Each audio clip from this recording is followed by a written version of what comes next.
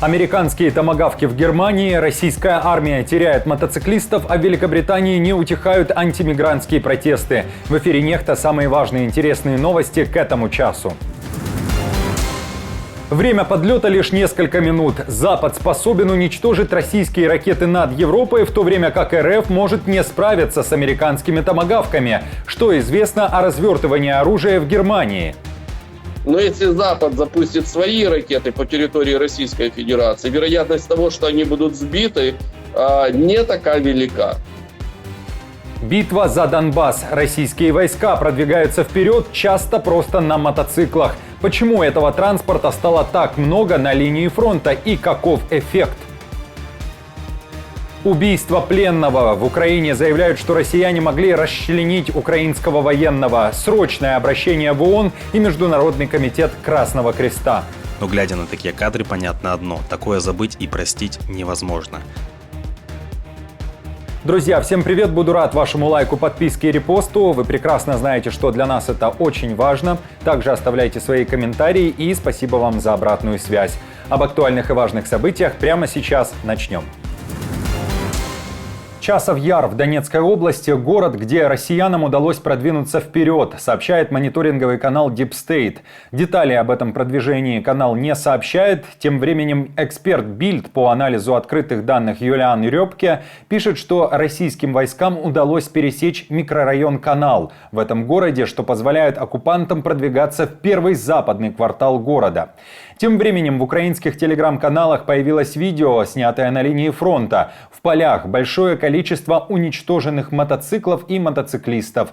Отмечу, что сейчас это популярный транспорт российских вояк для передвижения на линии фронта. На мотоциклах путинское войско пытается штурмовать позиции ВСУ.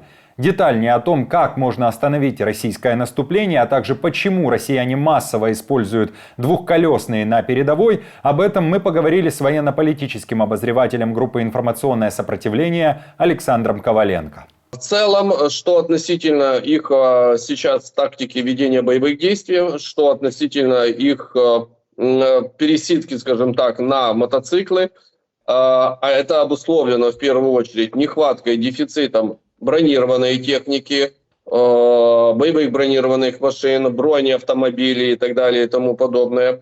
И также они пытаются продвигаться как можно быстрее. Для них вот как бы мотоцикл — это одно из тех средств, которое позволяет быстро доставить на позицию непосредственно штурмовика, либо для перевозки грузов.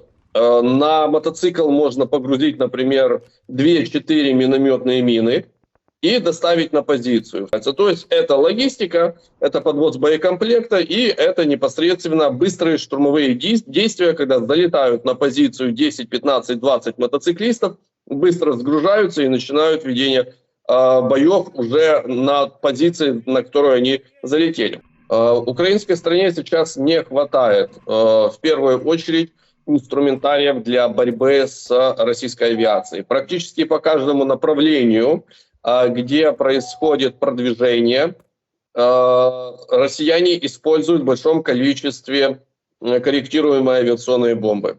То есть тактическая авиация прокладывает путь пехоте. Речь сейчас именно идет о самой большой проблеме – это тактической авиации. Тем временем в Украине показали, как ликвидируют российских военных их самолеты и ракеты с дронами. 4 августа – День воздушных сил ВСУ. Видео о том, как работают украинские военные, которые защищают небо, опубликовал Зеленский. Украина требует реакции Международного комитета Красного Креста, а также ООН на очередное военное преступление РФ. На этот раз речь идет об убийстве и расчленении, вероятно, украинского военнопленного. О совершении российскими оккупантами такого преступления написал в своем телеграм-канале уполномоченный Верховной Рады Украины по правам человека Дмитрий Лубенец. Он также опубликовал заблюренное фото тела. Здесь мы не можем его опубликовать. Подробности этого дела найдете в нашем телеграм-канале. Помимо этого, Лубенец обратился к украинским правоохранителям, которые должны установить личность убитого. Лубенец пишет, что такое поведение оккупантов не просто нарушение Женевской конвенции об обращении с военнопленными, а поведение извергов. Отдельно отмечу, что война, которая сейчас продолжается, гибридная. Распространяя похожие фото и видео в социальных сетях и совершая такие действия, Россия хочет запугать украинцев, как гражданских, так и военных. Якобы смотрите, на что мы способны. Но глядя на такие кадры, понятно одно – такое забыть и простить невозможно. За преступление должно быть наказание. Американские ракеты в Германии станут надежным средством сдерживания. В Берлине в очередной раз отправили сигнал Кремлю о том, что от идеи развертывания оружия США на территории Германии никто не отказался. Даже несмотря на угрозы со стороны Кремля. Министр иностранных дел Германии Анна-Лена Бербок уверена, что размещение гиперзвукового оружия и ракет «Томагавк» на немецкой земле – необходимость. Бербок также уверена, что ракеты – это защита не только для самой Германии, но еще и для Польши, стран Балтии, которые имеют общую границу с Россией. Помимо этого, в Германии говорят, что Путин реагирует эскалацией на каждую мирную инициативу. Проводить внешнюю политику сегодня означает признать, что принцип надежды не защитит нас от России Путина. Что защищает нас сейчас, так это то, что мы инвестируем в нашу собственную безопасность и мощь, в ЕС, НАТО и Германию. И это включает в себя решение о размещении американских систем вооружений большой дальности. Напомню, что Путин в конце июля заявил, что если ракеты США окажутся в Германии, то время подлета этих ракет до стратегических объектов России составит всего 10 минут. А поэтому Москва должна реагировать зеркально. При этом в Вашингтоне никогда не говорили о намерениях использовать данное оружие против РФ.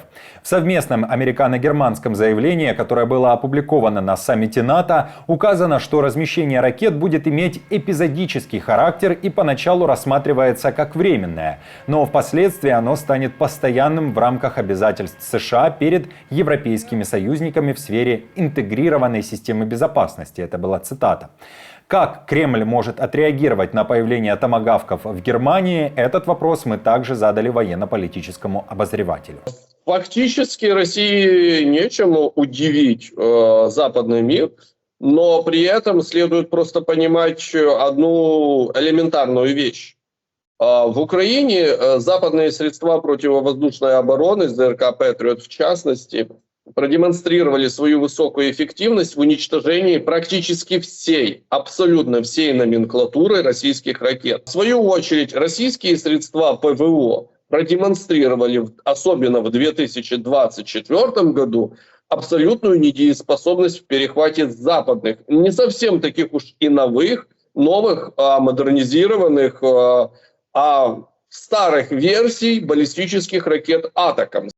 Собственно, вопрос возникает, если Россия попытается как-то пригрозить странам Запада, например, демонстративный пуск ракет осуществить, то гарантия того, что ЗРК «Патриот» практически все их позбивает, приближается к 100%. Но если Запад запустит свои ракеты по территории Российской Федерации, вероятность того, что они будут сбиты, не такая велика.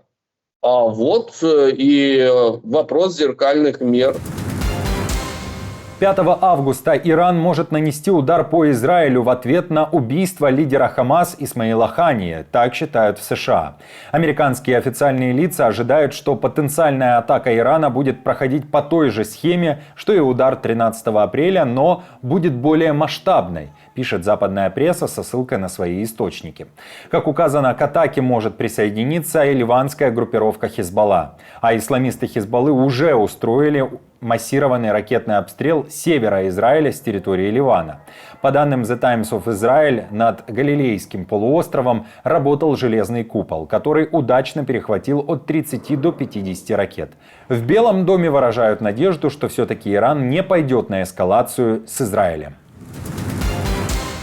Многотысячные антимигрантские протесты не утихают в Великобритании. Причина, которая заставила британцев выйти на улицы – убийство 3 детей. Еще 8 были ранены. Юноша напал с ножом на детский танцевальный класс в Саутпорте. После этого в сети завирусилась информация, что подозреваемый в этом преступлении – мигрант. В полиции поспешили заявить, что это не так, ведь нападающий – 17-летний Аксель Рудакубана, который родился в Британии. Тем не менее, местных было не остановить. Именно поэтому уже несколько дней в Британии буквально бушуют антимигрантские и антимусульманские митинги. Происходят столкновения с полицией. В Ливерпуле, Бристоле и других городах протестующие устраивают беспорядки. Кроме того, известно, что произошла драка еще и с теми, кто выступает против расизма. По всей стране задержаны десятки людей. Что ж, преступному насилию и беспорядкам нет места на улицах Британии. Мы ясно дали понять полиции, что мы полностью поддерживаем их в принятии самых решительных мер против преступников. В том числе мы заботимся о том, чтобы было больше прокуроров, чтобы было достаточное количество мест в тюрьмах. Также должны быть готовы и суды, а каждый, кто участвует в такого рода беспорядках, должен понимать, что они виновны и должны будут за это отвечать. Лукашенко продолжает колесить по коровникам Беларуси и оценивать состояние этих коровников как настоящий ревизор. В пресс-службе самопровозглашенного заявили, что идеальный коровник, а точнее ферма, на этот раз найдена в Петриковском районе.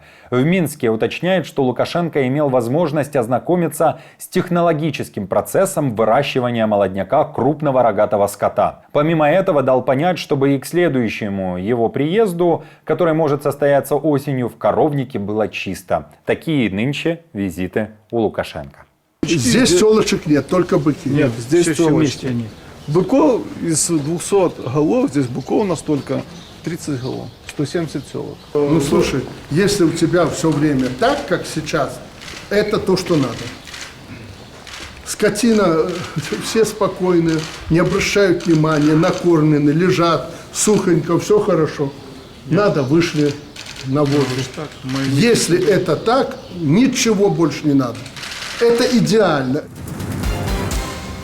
Друзья, спасибо вам за поддержку, вы наша опора. И напомню, что ваша помощь и участие помогает нам делать работу и видеться с вами каждый день. Постоянных донаторов и их комментарии вы видите сейчас на экране. Мы благодарны за эту поддержку. Если же вы хотите присоединиться к их числу, то нажимайте на кнопку «Спасибо» под нашим роликом или становитесь постоянным спонсором нашего канала.